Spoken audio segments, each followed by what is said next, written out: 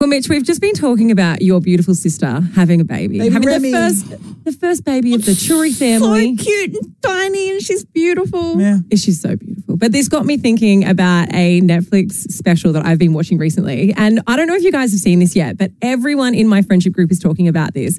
It's The Man with 1,000 Kids. It's on Netflix. It centers around this guy. His name's Jonathan Meyer.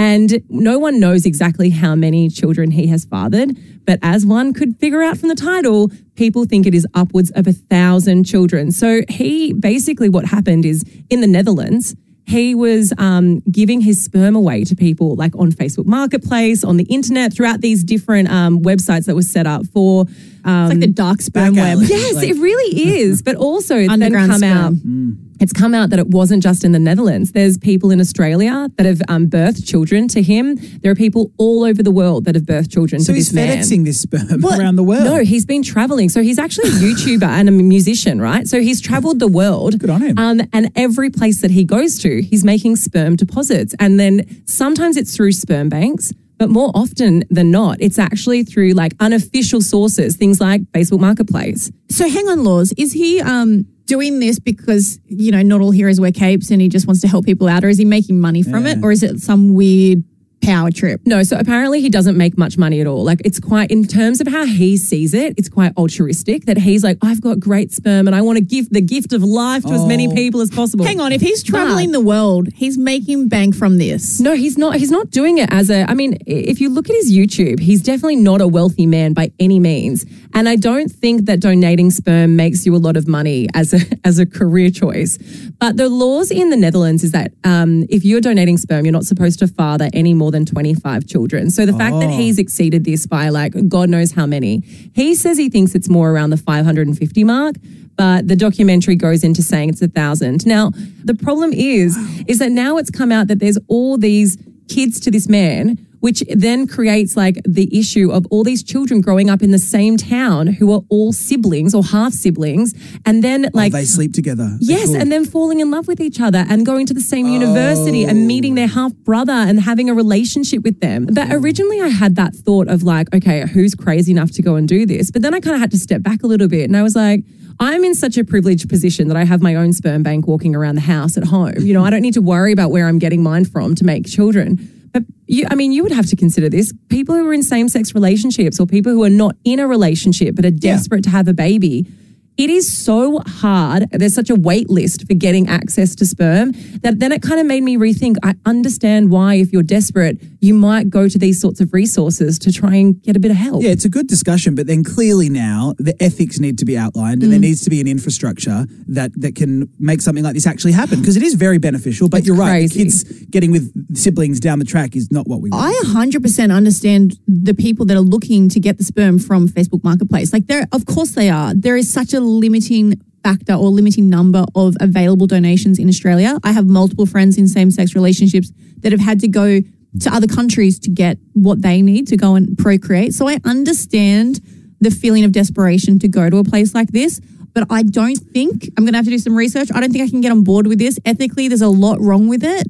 You don't know where it's from. You're not doing the same testing. There's not the same screening. So it's, for me, I understand it, but that doesn't necessarily mean I think it's completely okay. Well, also the risks that are involved. And that's what this documentary goes into, like what people thought they were getting. And some people didn't just get a deposit. Some people actually slept with him. So it's like... Here's the thing, though. It's so interesting to talk about it, thinking this man's in the Netherlands. We've done some research here at the Pickup. There is an Aussie version of this guy who lives and breathes in Australia and is doing the exact same thing. He hasn't fathered 1,000 kids and he's a bit more ethically focused. But we thought, you know what, let's actually go inside the mind of someone who does this for a living. Yeah, like what would make someone want to father that many children or even donate sperm in the first place? Exactly. So he's joining us next, Adam Hooper. On the phone, joining us live, is Adam Hooper from Sperm Donation Australia. Adam has 2 children and more than 15 donor children out there in the wild. He joins us now to educate us on this because it's such an interesting topic. Welcome to the Pickup, Adam. How are you, mate? Yeah, I'm good. It's been a whirlwind watching the 1,000 Kids show on Netflix, hasn't it? My biggest question, though, Adam, is... Correct me if I'm wrong, you don't go through the normal traditional sperm bank sort of setups, do you? You have a different way in which people can access sperm. Well, that's not entirely true. Okay. Look, basically these days now, the waits at clinics for a donor is 2 years plus. So a lot of clinics now are telling them to come to Sperm Donation Australia, source your donor, and then take them through that route. So, you know, that's the thing about Sperm Donation Australia is it's more of a personal choice because anonymity is dead now. The child can find out who you are at 18 regardless. People are deciding now that it's probably good to find out from day one if they're comfortable with who that donor potentially is going to be. Adam, what made you want to do this? I came across a person that it was in a same-sex relationship and they said that they were looking to start a family. I had just had my second child at that stage and I was in a relationship and I knew how special it was for me in my life to be a parent. And when I got to speak to this person, I thought, wow, this person, you know, really deserves, you know, to be worthy of being a parent. So then I looked into the clinics and then I went to go sign up with a clinic and they're like, you don't know who you're going to be helping or who's going to pick you. And that didn't sit right with me because I didn't want my children having incest. So for me, I had to know who I was helping. So can you tell me then, if you've got 15 donor kids already, do you have a relationship with those children at all? And also on top of that, what's the limit for you? Like how many donor kids do you think you'll bring into the world? Well, look, my days have slowed right down now. I've got so many donors now.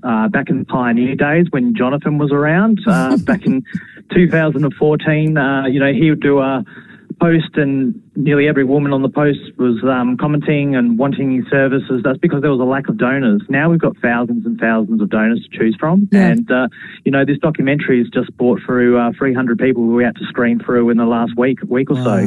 So, you know, so for me, I'm not really actively looking to donate, but every now and then I come across a really good person that just captures my interest that, you know, I feel compelled to help. So if people wanted to just donate, Adam, like they want to do a good deed and help someone but not be involved, can they do that?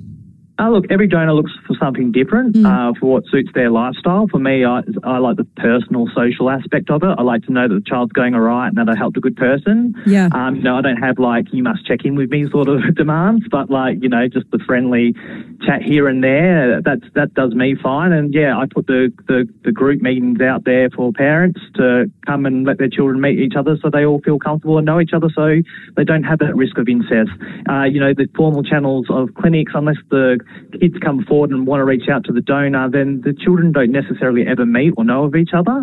So, you know, you're still finding that risk of incest that happens from the clinics more likely than this way nowadays. Let's go to a break because, I mean, we can't just talk sperm hours on end as much as we'd all love to. You would love to. Let's get producer Grace in here because I think if you're in the car listening to this and you're thinking, oh, it's a bit I don't know. I mean, odds are I'd put money on it. You've got a nuclear family. You might be in a heterosexual relationship. I think you'd really benefit from hearing Grace's side, someone who is actually at the precipice of doing this herself. Hey, if you're just joining us, we've been talking a lot about kids and IVF, procreation, going down the right channels and the wrong channels. And the reason that is because this Netflix documentary, Man with 1,000 Kids, has been going viral.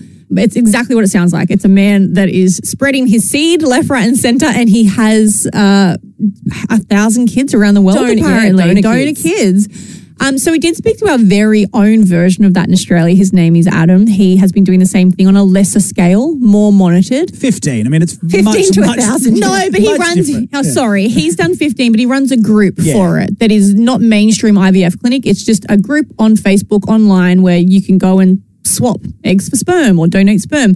But we have our very own executive producer, Grace, who is married to her beautiful wife, Diana, and happened to be a member of this group. Grace, you're going down this track, are you? Well, yeah, I've been a member of Sperm Donation Australia for probably the last 3 or 4 years. Congratulations. No, purely because I was just fascinated and, you know, it got to a point where I was like, I'm going to marry this woman, so I need to start figuring out what my options are and that kind of thing. And it was just really fascinating to see when it was a smaller scale, and it's grown a lot in the last couple of years. And you see all these babies born, people asking for things, having discussions about co-parenting and stuff like that. It's really fascinating to be a part of. Grace, why would you, and I think the big ethical question that everyone kind of goes to, especially people who don't have to ever consider the idea of getting a sperm donation, is like, why wouldn't you go through an IVF clinic? Why wouldn't you go through a registered source? You know, it's safe. You know, they do the testing.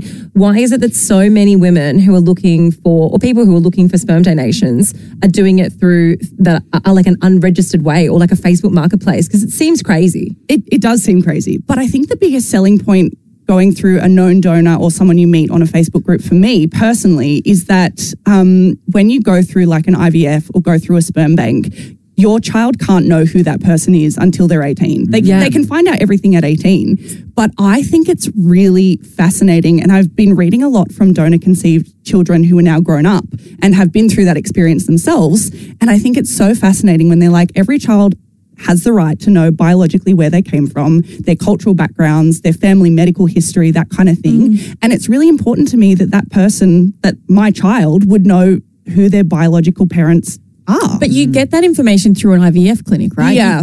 But they can't, they can learn all their medical history and stuff, but they can't then have a connection with that. I think the shocking thing here that a lot of people in the car listening wouldn't know is that there is up to a 2-year wait at an IVF clinic to get a sperm donation, especially even if you're happy with what's on offer. And I say what's on offer because there's not that many. No. I know a lot of people that go overseas to get it because they go through the Australian books and they're not happy. And I guess that's a huge reason we're seeing people go into these underground groups. Absolutely, especially if you do happen to have more things around what you're looking for in a donor. For example, my wife is Filipino. I intend on carrying our child, but we'd really like, our baby to share cultural heritage from both of us. So we would love a donor that happens to be Filipino.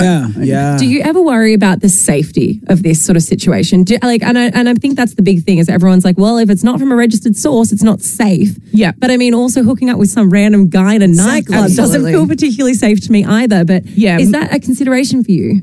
Definitely. And I probably will go down the route of like testing anything that kind of thing. But like you said, you hook up with a stranger in a club and you get pregnant. Nobody's done any genetic testing there. Nobody's, got a family medical history. Like, it's the risk you take in any situation. The one thing in relationships that I think everybody has a very strong